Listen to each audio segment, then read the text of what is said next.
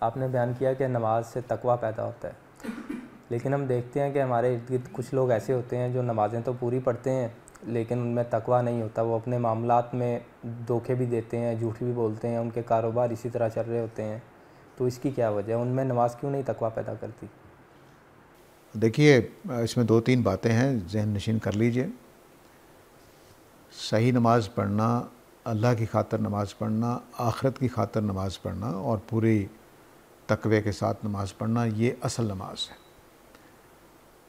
یوں سمجھیے کہ میں نے یہ ڈسپرین کی گولی ہے، خالص ہوگی تو پورا اثر کرے گی، ناخالص ہوگی تو کم اثر کرے گی۔ تو ہماری نمازیں ناخالص ہیں، پہلی بات یہ۔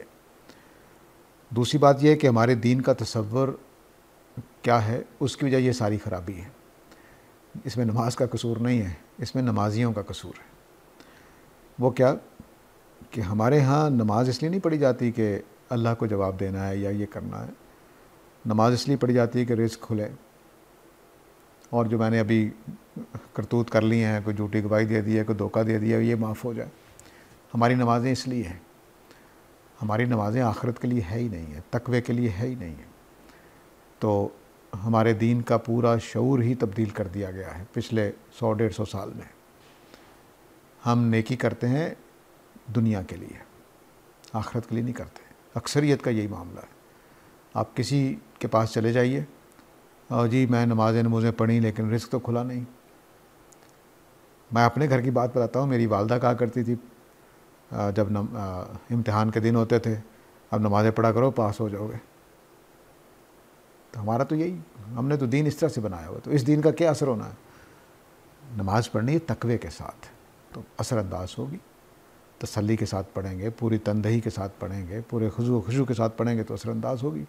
اور دین کا تصور بھی ٹھیک کرنا چاہیے کہ یہ نماز، روزے کا، حج کا تعلق دنیا کی کامیابی سے نہیں ہے۔ لوگ میرے پیچھے ناراض ہو جاتے ہیں جب میں کہتا ہوں کہ اللہ تعالیٰ نے کوئی وعدہ نہیں کیا کہ نماز پڑھنے کے بعد رزق کھلے گا، بیماریاں دور ہوں گی، تندرستی ہوگی، معدہ ٹھیک رہے گا، کوئی وعدہ نہیں کیا۔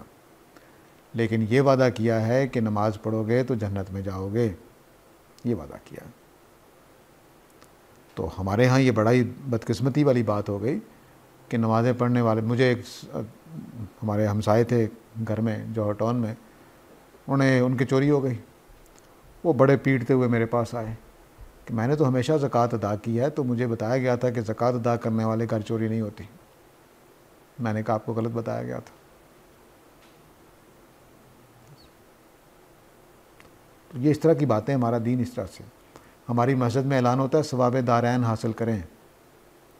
آپ نے کیسے فیصلہ کر لیا کہ میرے مسجد میں چندہ دینے سے ثواب دارین ہوگا؟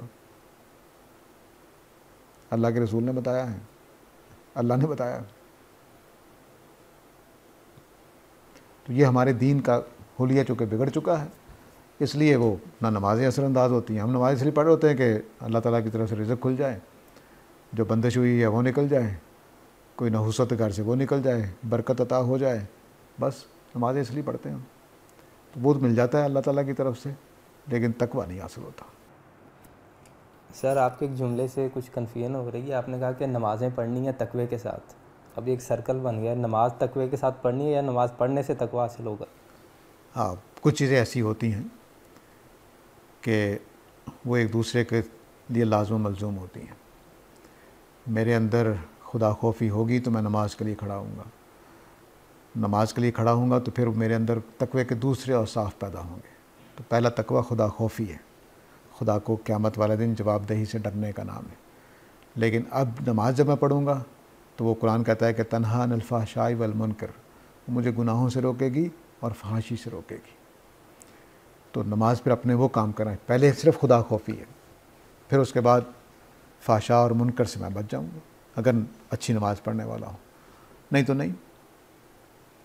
تو یہ سرکل نہیں ہے۔ اصل میں تقوی کا لفظ کئی معنی بولا جاتا ہے، جزوی تقوی اور کلی تقوی۔